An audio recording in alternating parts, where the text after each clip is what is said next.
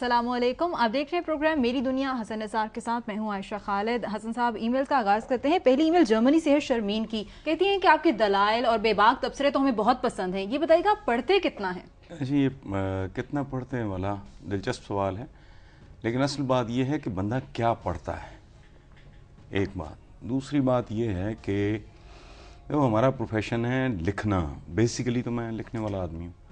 लिखने का ताल्लुक़ है पढ़ने से, बिल्कुल इस तरह का जिस तरह आपके घर की टूटी में पानी नहीं आएगा अगर आपके जो छत के ऊपर जो टैंक है उसमें अगर पानी नहीं है तो नीचे फिर हवा ही निकलेगी, पानी नहीं आएगा। ठीक है, सो अगर आप पढ़ोगे नहीं तो आप लिखोगे कैसे? कम से कम ढंग का तो आप नहीं लिख सकते अगर आप कंटेम्प्रेरी आपको पता ना हो।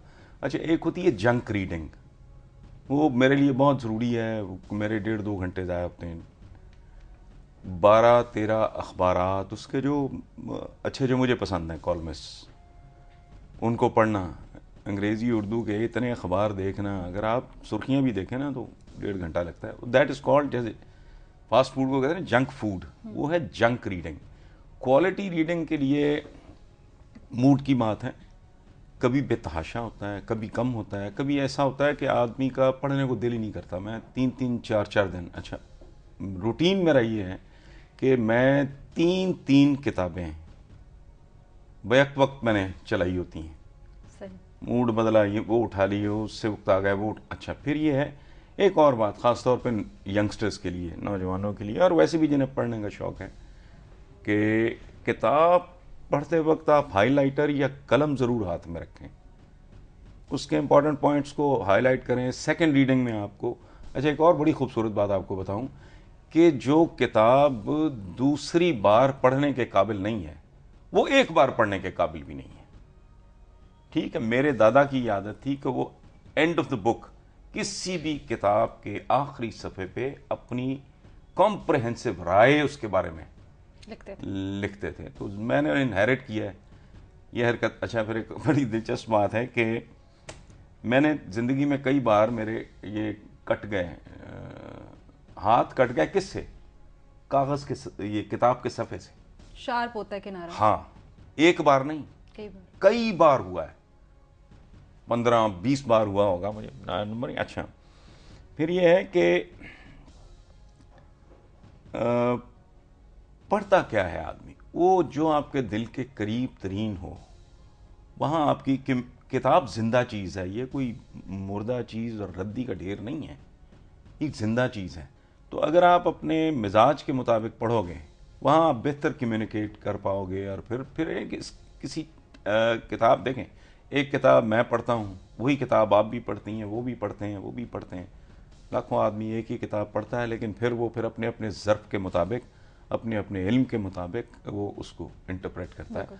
तो how do you interpret things, लेकिन उनको उस पर नोट्स लेने चाहिए, हाईलाइट करना चाहिए। हसन साहब, किताबों का जिक्र हो रहा है, एक ईमेल भी इसी हवाले से हर्षद ने किया हमें इंडिया से। उन्होंने एक रवैये पर बात की है। कहते हैं वेस्टर्न कंट्रीज में, अमेरिका की उन्होंने मिसाल दी है कि लोग आमतौर पर पब्लिक प्लेसेस में, बस में, ट्रेन में रीडिंग करते नजर आते हैं, लेकिन इंडिया पाकिस्तान में या तो मोबाइल के साथ बिजी होते हैं या उस पर गेम खेल रहे होते हैं। अच्छा, ये तकलीफ की बात है, उन्होंने जो कहा है सच कहा है, लेकिन ये यूरोप में और ख़ास तौर पे इंग्लैंड में ज़्यादा है, अमेरिका में नहीं, मुझे कम से कम दिखाई नहीं दिया।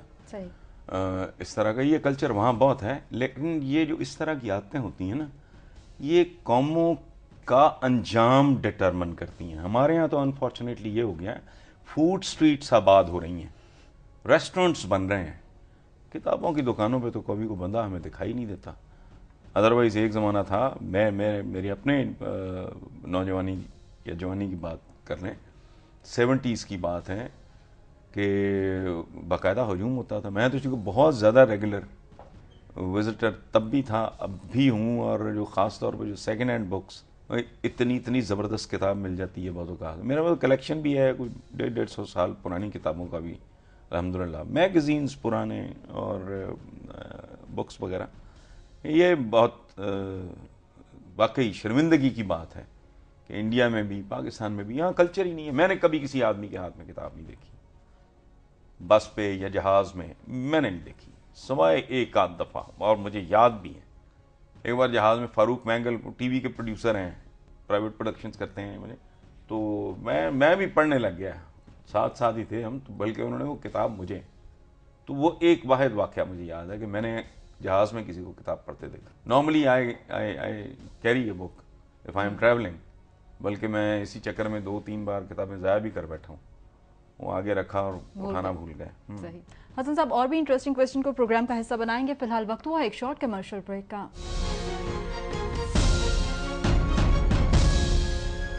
Welcome back after the break. और प्रोग्राम में जिक्र करेंगे हसन साहब। समरा हैं लाहौर से, कहती हैं कि नवाज शरीफ ने अपने मंशूर की तकरीर में कहा कि भारत ने हमारे इकोनॉमिक ग्रोथ रिफॉर्म्स को जो है कॉपी किया। नहीं, वो तो ये चूंकि मार्स पे गए थे इसलिए फिर इनको कॉपी किया, अमेरिका भी चला गया। क्या फजूल बातें, भारत ने कॉपी किया, फलाना किया, क्या ये फॉरेन करेंसी अकाउंट फ्रीज कर लिए, ठीक है। इन्हीं के ज़माने में सुर्खियाँ लगती नहीं अखबारों में। वो मेरा अखबार नहीं था, शेर आटा खा गया, ठीक है। इन्हीं के ज़माने में, इन्हीं की वजारत उस्मा में। मैं हैरान हूँ, ये लोगों को पता नहीं, आई डोंट नो इनका क्या ख्याल है कि बिल्कुल ही कोई पागलों का हुजूम है। चंद जेब मैंने उसको सिंबल बना दिया था, तब भी उसने फाके के भूख के मारे इनके मॉडल टाउन के घर के बाहर खुदसोजी की थी। सो वो, मैं ये नहीं कह रहा कि बुरा था, वो ऐसा ही एक दौर था। और फिर आज का मुवाजना अपने उस दौर से ना करें। आज का मुवाजना करना है तो परवेज मुशर्रफ की हुकूमत से करें। तब डॉलर कहां था, आज कहां है। तब कौन सी शय, बुनियादी जरूरियात जिंदगी की मैं बात कर रहा हूं, बिजली हो गई, आपका ये गैस, पेट्रोल वगैरह, इनके नर्ख क्या थे, आटे दाल का भाव तब क्या था, अब क्या 5 साल पहले, उसके साथ करें। कत्तन मैं ये नहीं कह रहा, देखें कि उनका दौर बुरा या अच्छा नहीं मैं कह रहा, वो बाकी एतवार की तरह का एक दौर था। नवाज शरीफ साहब की परफॉर्मेंस ना अच्छी थी ना बुरी थी, ऐसी थी जैसे होती है। उस वक्त भी महंगाई बढ़ रही थी, बहुत बुरा हाल था। कत्तन कहना ये गलत है कि ये एक बड़ा इन्होंने को तोपें चलाई थी, ऐसी बात नहीं है। और फिर कमाल देखो, एक ये मंशूर किन का बनाया हुआ है। सारे लोग प्रेसिडेंट मुशर्रफ के दस्तबाजू रहे हैं। वही हुमायूं अख्तर खान है, वही मारवी मेमन है, और तारिक अजीम, और बात नहीं, ये सारे जाहिद आमिद वगैरह, ये सारा टोला वही है। और ये असूलों की सियासत है। बाकी रह गया मंशूर, तो मंशूर अच्छा ही होता है भाई। किसी ने कभी मंशूर में लिखा है लोगों तो मैं भूखा मारूंगा, कभी नहीं, बेरोजगारी के थप्पड़ मारूंगा, लॉ एंड ऑर्डर नहीं होगा। ये तो मंशूर तो अच्छे ही होते हैं। देखना ये है कि अगर मौका मिलता है किसी को तो वो डिलीवर क्या करता है। तो वो को काबिल जिक्र ना इनका था, ना कभी माशाल्लाह पीपल्स पार्टी का था।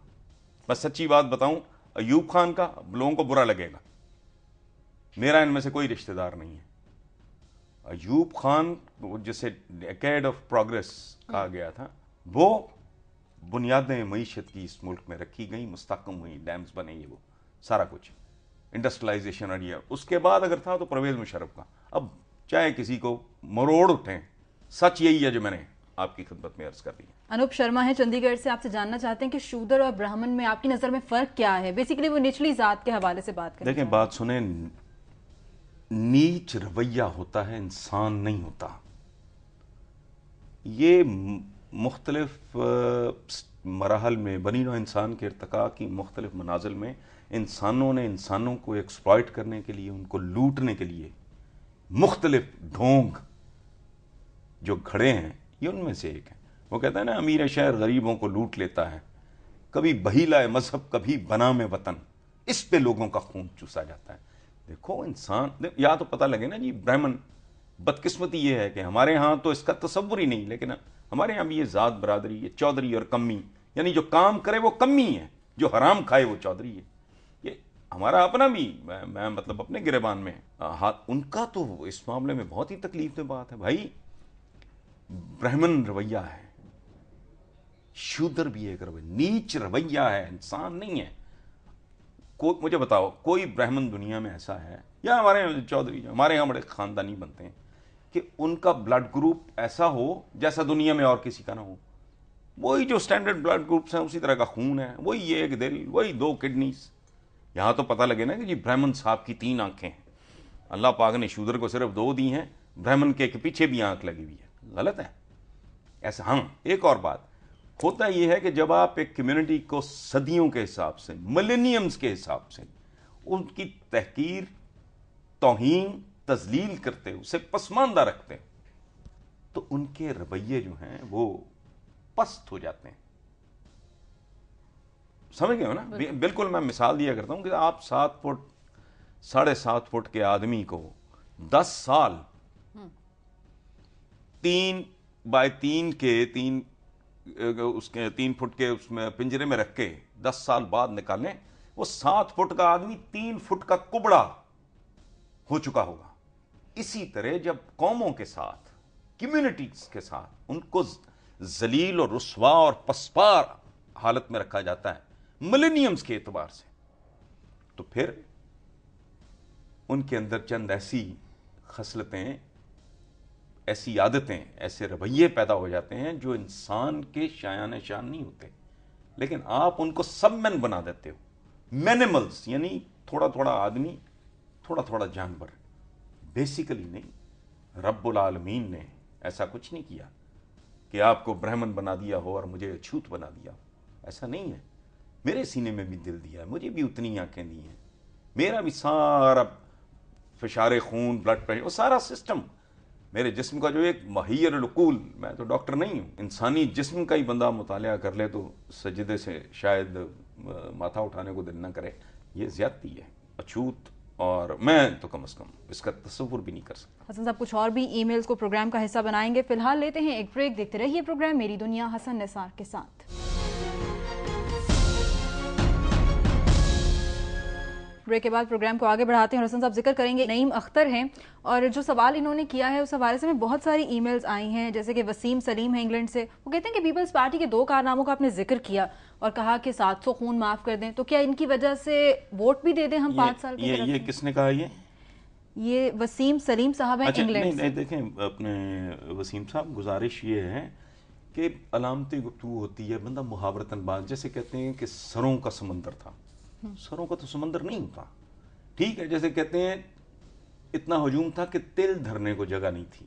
ओ भाई, जैसे सिगरेट के पैकेट में सिगरेट नहीं रखे होते, उसमें भी तिल धरने की जगह होती है। ये मुहावरतन बंदा बात करता है।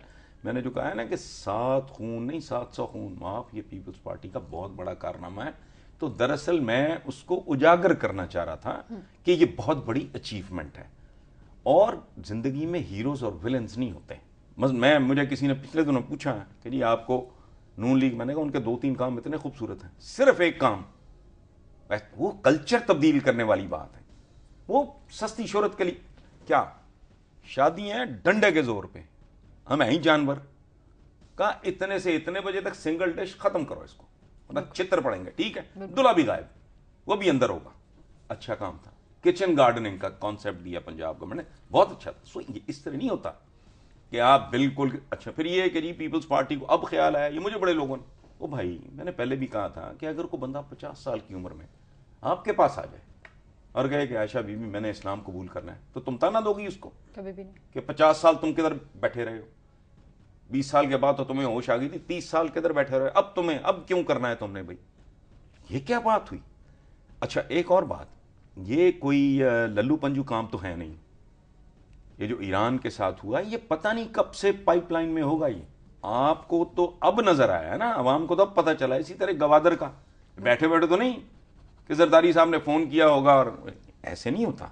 ये पता नहीं 2 साल से 3 साल से 4 साल से ये मामलात खामोशी के साथ तय हो रहे हों। सो ऐसा नहीं होता कि कोई बिल्कुल शैतान है और कोई बिल्कुल रहमान है। पॉलिटिकल पार्टी हो या कोई फर्द हो, उसके एक्ट के हिसाब से, मैं अगर सिगरेट नोशी करना हूं तो मैं अहमक आदमी मैं बुरा कर रहा हूं, अच्छी चीज नहीं है। मुझे देखने वाला भी कहेगा, अगर कोई बच्चा देखेगा कहेगा यार अच्छा आदमी है सिगरेट पी रहा है, तो चलो मैं, गलत बात है। लेकिन अगर मैं कोई अच्छा काम कर रहा हूं उसकी तारीफ करो। हम ये जो या पूरे का पूरा विलन बना देते हैं या पूरे का पूरा को हीरो बना देते हैं, ये रवैया गलत है। Peoples Party has done a wonderful job. पिछले 5 साल में सारी हुकूमतों के सूबाई और इधर उधर का मिला के सारे कारनामे, इनके 2 काम भारी हैं। ये मैं आपको दयानतदारी की बात, इसका पता लगेगा आने वाले दिनों में। फैसले काबिल एहतराम और काबिल सताइश वो होते हैं जो दूर रस नताइज के और बड़े नताइज के हामिल हों। ये बाकी नहीं है रोटी मोटी सस्ती रोटी है, ये ढकोसलें। ये काम नहीं है। अच्छा हसन साहब, अगली ईमेल डॉक्टर गुलाम मोहम्मद की है यूक्रेन से। कहते हैं कि एक गरीब आदमी जो 2 वक्त की रोटी मुश्किल से खाता है, ये बताएं कि वो क्या फैसला करेगा कि हुक्मरान कैसा होना चाहिए? क्या ये ठीक नहीं कि पढ़ा लिखा तबका ही वोट दे? देखिए, ये बहुत से लोग ये बात करते हैं, जमहूरियत के बहुत सारे ऐब हैं, ओके, बहुत सारी कमजोरियां हैं, बहुत सारे ऐब हैं, लेकिन अनफॉर्चुनेटली अभी तक इससे ज़्यादा, डेमोक्रेसी से ज़्यादा बेहतर निज़ाम अभी इंसान इवॉल्व नहीं कर सका। एक बात, जो बात ये कह रहे हैं वो ऐसे ही है। देखें, ये बुनियादी ज़रूरतों और बुनियादी हुकूक में से, जैसे खाना, कोई अनपढ़ है, कितना ही जाहिल है, भूख तो खाना, भूख तो एक दानिश्वर को भी उसी तरह लगती है जैसे एक बिल्कुल अच्छा, इसी तरह उसको भी सर्दियों में गर्म लिबास की ज़रूरत है, गर्मियों में उसको कंफर्ट की, सब पे छत की ज़रूरत है। ठीक है, उसके बच्चे को भी इलाज चाहिए, उसके बच्चे को भी चाहिए, उसके बच्चे को भी तालीम चाहिए, सो ये इसी तरह राय, भाई मैं जाहिल हूं, मैं अच्छा, और फिर ब्लेम भी आप मुझे कर रहे हो। मुझे स्टेट लेवल पे आप रोक सकते हो ना, कानून साजी करके कि जी हसन निसार तो जाहिल आदमी है, उसको वोट नहीं देना चाहिए। तो भाई मुझे जाहिल किसने रखा है? और फिर मेरी राय तो है ना, अच्छी सही बुरी सही, ये डिबेटेबल बात है जो उन्होंने की है। मैं इसको आउटराइटली को खुदा ना खास्ता रिजेक्ट नहीं कर रहा, लेकिन ये इंसान के ऐसे जैसे जिंदा रहना, ऑक्सीजन पे उसका हक है, बिल्कुल, सूरज की रोशनी पे उसका हक है, 2 वक्त की रोटी उसका हक है, इलाज मुआवजा, ये इसी तरह राय देना भी उसका हक है। लेकिन हालांकि मैं खुद लिखता हूं कि एक ऐसा मुआशरा जहां इंसान के पांव के नीचे जमीन अपनी नहीं, सर के ऊपर छत अपनी नहीं, उसकी राय अपनी कैसे हो सकती है? मेरा तो अपना थीसिस सही है कि हमारे जो रिमोट इलाके हैं, तो बेचारा जो हारी है, मदारी, मदारा, जो ये इस तरह के लोग, उनको कोठा उसका जो होता है कच्चा, वो भी जिम्मेदार की ज़मीन पे होता है, फसल वो उसकी उसका खेत, वो उस पर काम कर रहा होता है, उसका तो होता ही कुछ नहीं, ना पाँव के नीचे ज़मीन, ना सर के ऊपर छत, उसकी अपनी है तो राय कैसे अपनी हो सकती है? लेकिन हक है उसका, हक है। बेशक। बहुत शुक्रिया हसन साहब। इसके साथ ही प्रोग्राम का वक्त खत्म हो जाता है। अपने फीडबैक से जरूर अपडेट करते रहिए मेरी दुनिया @duniatv.tv पर। इसके अलावा अपना मैसेज हम तक पहुंचाने के लिए MD लिखकर स्पेस दीजिए और अपना मुकम्मल नाम और पते के साथ मैसेज 3031 पर सेंड कर दीजिए। आप हमें फेसबुक और ट्विटर पर भी ज्वाइन कर सकते हैं। अपना बहुत ख्याल रखिए, मुलाकात होगी कल, तब तक के लिए अल्लाह हाफिज।